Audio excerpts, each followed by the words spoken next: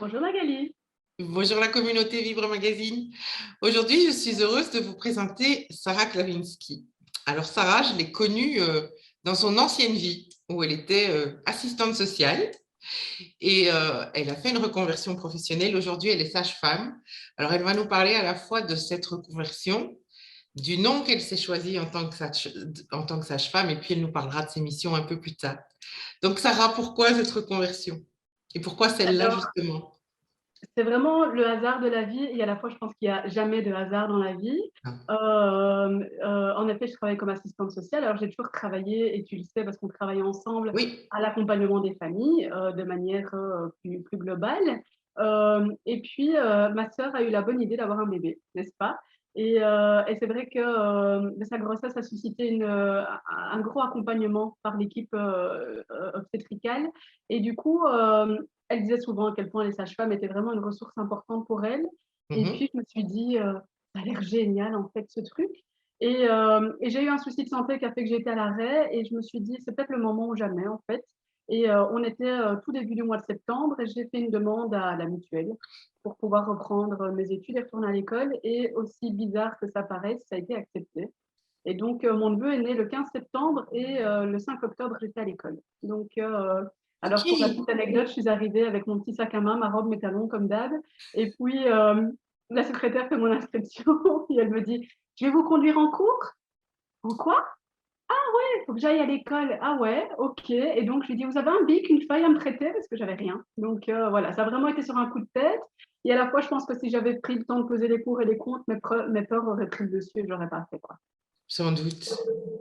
Donc voilà. Du coup, sage-femme, j'ai pas envie de dire par hasard, mais par la vie peut-être, sans doute, Ouais. Une mission de vie peut-être. sans doute. Donc voilà, et c'est clair que j'aimais énormément mon travail d'assistante sociale, mais celui-ci me nourrit et me porte au quotidien, et ça n'a vraiment rien de comparable. J'ai vraiment d'ailleurs l'impression que ce sont deux vies totalement différentes. En même temps, Sarah, j'imagine que ton ancien job peut parfois te rattraper dans l'actuel, qu'il y a peut-être Oui. des choses où tu peux aider les familles avec les compétences que tu as en tant qu'assistante sociale. Il est clair que, mine de rien, je suis quand même dans une région qui est relativement précarisée et qui tend, à mon avis, vu la situation actuelle, à se précariser peut-être encore un peu plus. Et du coup, ben, j'ai en tous les cas un point de vue voilà, très clair sur certaines situations que traversent les familles. Je peux en effet les conseiller et tout de moins les entendre sans tabou et voilà, sans qu'ils soient mal à l'aise par rapport à ça. Et puis, ça m'a clairement donné beaucoup, beaucoup de facilité, humainement parlant, bêtement. Donc, l'hôpital, ça reste une micro-société avec un fonctionnement très spécifique. Et donc, mes capacités d'adaptation relationnelle, etc., que je tenais de mon ancien métier, m'ont beaucoup aidé par rapport à ça. Tout à fait. Alors, pour celles et ceux qui te découvrent, tu travailles dans la région du centre en Belgique. Oui. Voilà, il y aura toutes les infos sur ta fiche profil, mais comme tu as parlé de la région, tu t'es choisi un très, très joli nom, donc tu viens de m'expliquer pour ton activité. Oui, alors c'est vrai que j'avais envie, comme j'ai créé une page sur les réseaux sociaux, d'avoir un nom voilà, qui sort un peu du lot et je ne trouvais pas du tout comment m'appeler. Et puis, j'ai des origines italiennes et même si mon nom de famille ne le laisse pas transparaître. Et du coup, j'ai choisi de m'appeler Luceria. Mhm. Euh, et c'est un mot que j'ai inventé qui, euh, qui reprend deux concepts, je vais dire. Luce qui signifie la lumière et le suffixe eria qui signifie l'endroit où on fabrique quelque chose, où l'on vend quelque chose. Et du coup, ça représentait un peu pour moi l'endroit où on fabrique la lumière. Et ça m'est venu parce que souvent, aux mamans que j'accompagne, aux parents que j'accompagne, je leur dis que devenir parent, finalement, c'est enfin, c'est le moment le plus beau et le plus éprouvant peut-être de leur vie. Mhm. Et du coup, malgré toutes les difficultés, ça va vraiment amener de belles lumières dans leur vie. Et ça, c'est quelque chose que j'explique souvent. Et du coup, j'avais envie que ça puisse transparaître dans ce nom. Et c'est pour ça que j'ai choisi ce nom. C'est magnifique en tout cas, c'est magnifique. Merci. De manière plus pragmatique, est-ce que Oui, tu peux nous expliquer les missions de la sage-femme? Parce que c'est un métier qui est relativement méconnu, je oui, pense. oui. Et donc, quelles sont les missions que tu remplis auprès des jeunes parents ou des futurs parents? Parce que ta mission Alors, commence avant, si je ne me trompe. oui, alors la mission de la sage-femme commence même avant la grossesse. Elle peut commencer avant la grossesse. D'accord. De manière globale, si on devait résumer le rôle de la sage-femme en une seule phrase, c'est vraiment d'accompagner les grossesses et les naissances dites eutoxiques dans notre jargon, donc c'est-à-dire en dehors de toute pathologie. Ok. D'accord. Donc la sage-femme est vraiment compétente pour accompagner les parents déjà avant, les parents qui souhaitent préparer une grossesse, Mhm, faire un peu le point sur dans quel état de santé on est, comment on se prépare à une grossesse qui arrive, etc. Elle va les accompagner pendant la grossesse. mhm. Alors, tout ce que je raconte là, ça peut se faire tant en milieu hospitalier qu'en extra-hospitalier. Moi, je travaille sur les deux pôles, donc je connais bien les deux tenants et aboutissants, je vais dire. Et Mhm, donc, pendant la grossesse, il y a deux possibilités qui peuvent tout à fait se rejoindre. mhm, Soit on fait de la préparation à la naissance avec les couples, ou mhm, alors, et où on fait un accompagnement plus médicalisé de la grossesse. Donc, on va suivre vraiment l'évolution du fœtus, l'évolution de santé de la maman, etc. Et mhm, ça, on peut le faire soit en toute autonomie s'il n'y a pas de pathologie, mhm. soit en collaboration avec le gynécologue si jamais il y a quelque chose D'accord. de spécifique à suivre. La sage-femme est tout à fait compétente au moment de la naissance pour accompagner un accouchement pour lequel, de nouveau, il n'y a pas de pathologie, c'est-à-dire la grande majorité des naissances. Ok. Parce qu'il y a rarement des complications au niveau des naissances et du coup, la sage-femme peut tout à fait faire un accouchement, enfin faire accueillir le bébé, parce que c'est quand même la maman qui accouche, hein, accueillir le bébé pour un accouchement où tout se passe bien. Et puis, Mhm. il y a le suivi du postpartum qu'on fait dans les 48 heures en général à la maternité, et puis jusqu'au 1 an du bébé, voire plus. Euh, on fait ça à la maison ou alors dans des consultations hospitalières, quoi. Et là, D'accord. c'est vraiment l'objectif, c'est de faire le point sur comment va maman physiquement, comment va bébé physiquement, comment va le lien maman-bébé, parce que c'est important, accompagner un allaitement maternel, une diversification alimentaire, l'évolution psychomotrice du bébé, enfin voilà. Il y a plein de choses. Et puis, ce nouveau trio qui naît de relations papa, maman, enfant, parce que mine de rien, on a à la base une dyade couple, Oui. couple amoureux qui devient couple parental et ça change énormément et c'est parfois peut-être compliqué et donc c'est important de pouvoir être là aux côtés des parents pour ça. D'accord. Euh, Est-ce que toi, tu accompagnes les accouchements à la maison ou pas? Oui, oui. Ok. Alors je travaille avec une maison de naissance. Il y en Mhm, a quelques-unes en Belgique. Je pense il y en a 6 actifs pour l'instant. mhm, Euh, je travaille avec la maison de naissance qui se trouve à Fulby, qui s'appelle mhm. La Bulle. Et du coup, on a deux chambres pour accompagner les naissances au sein de la maison de naissance. Ok. Et on accompagne aussi parfois les naissances à domicile selon ce que les couples préfèrent, en fait. D'accord. Et de Ok. nouveau, pour ce faire, pour pouvoir accoucher en extra-hospitalier, il faut que la grossesse soit totalement exempte de pathologie, quoi. Bien sûr, je m'en doute, je m'en doute.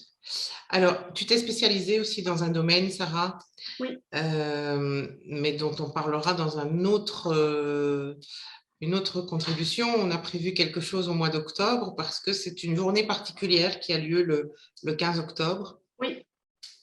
C'est la journée internationale consacrée au deuil périnatal. Et j'ai choisi de me former en effet à l'accompagnement du deuil périnatal parce que c'est quelque chose qui reste encore très tabou, surtout dans nos sociétés occidentales où on a quand même une relation à la mort qui est quand même plus différente qu'en Amérique latine, par exemple, ou dans d'autres pays où on célèbre la mort autant qu'on célèbre la vie. Et chez nous, ça reste quand même quelque chose de très tabou, très compliqué et d'autant plus qui met mal à l'aise et d'autant plus quand ça touche un enfant. Mhm. Et donc, souvent, en fait, les gens n'en parlent pas et ça met très fort à mal les parents qui vivent cette douleur et ce déchirement intense. D'accord. Alors, une dernière petite chose. Tu nous as promis un cadeau ressource pour les abonnés Vivre Magazine et tu vas donner une place particulière à qui? Donc, aux parents, Ok. parce que c'est vrai que dans les accompagnements sages-femmes, ben, on s'occupe principalement de maman et de bébé, Mhm. mais le coparent a toute sa place, qu'il soit un papa ou une seconde maman. Il a une place essentielle et finalement, ben, son quotidien va être totalement chamboulé aussi. Et du coup, c'est important de pouvoir lui faire une place toute particulière, d'autant que même si on est dans le cadre d'un allaitement maternel exclusif, où il y a vraiment un lien très, très privilégié entre maman et bébé, où ils passent quasi 24 heures sur 24 collés l'un à l'autre. Le coparent a vraiment une place toute importante dans l'accueil de ce bébé et peut vraiment venir en aide et avoir un chouette rôle au quotidien dans sa parentalité. Donc voilà. Ok, écoute, c'est génial, c'est génial. Moi, je suis ravie d'avoir découvert ça et je me réjouis de découvrir ta capsule ressources. Est-ce qu'il y a quelque chose que tu as envie d'ajouter, Sarah? Ça me paraît bien. Je pense que je voudrais vraiment transmettre aux personnes que aller vers une sage-femme, c'est vraiment une chouette ressource parce que c'est s'offrir un moment à soi pour pouvoir, en prénatal par exemple, avoir des réponses à ces questions, de l'information, du soutien. Et puis moi, ce que j'aime surtout travailler, c'est à trouver en soi les ressources qu'on a parce que toutes et tous, on a des ressources qui sont merveilleuses et souvent bien cachées. Et, euh, et donc, c'est vraiment ce que je laisse transparaître au maximum dans mes accompagnements, c'est à quel point les gens sont remplis de ressources et qu'en fait, Bien sûr. moi, je viens juste mettre la petite graine ou en tous les cas arroser la graine qui est déjà en train de pousser chez eux pour l'aider à germer, quoi. Ok. Moi, il y a une question que je vais te poser parce que Ah, j'ai découvert qu'en France, les sages-femmes accompagnaient également les jeunes femmes dans leur contraception. oui. Est-ce que c'est le cas en Belgique aussi? Oui, alors on peut, en tant que sage-femme, on peut se former dans de très très nombreux domaines euh, D'accord. et la contraception en fait partie. J'ai une collègue d'ailleurs qui est formée et qui accompagne, que ce soit dans la symptothermie, donc la contraception naturelle et autonome, je vais dire, ou dans des moyens de contraception plus spécifiques. Mais ça dépend vraiment des affinités de chacune du coup et des formations complémentaires qu'on choisit de faire ou pas, quoi. D'accord.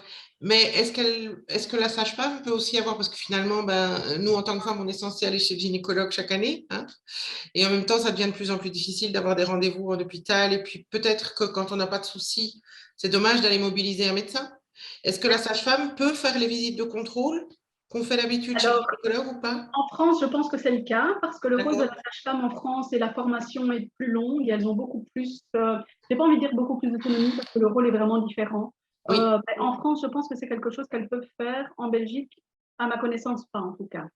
Eh bien, il me restera à trouver une sage-femme française pour l'interviewer et qu'elle nous parle des Voilà, différences entre les deux pays, et puis une Suisse et une luxembourgeoise aussi, pourquoi pas, pourquoi parce pas. qu'on couvre ce territoire et c'est intéressant de savoir comment ça se passe ailleurs.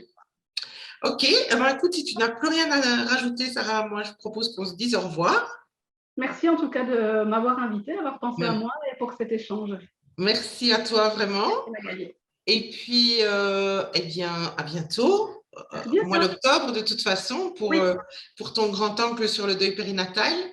Et on essaiera de faire ça sous l'angle le plus positif possible. Et je sais que tu évidemment. amènes plein de choses positives dans ce cas-là. Et puis, bye bye à la communauté et à très Au vite. revoir à tous.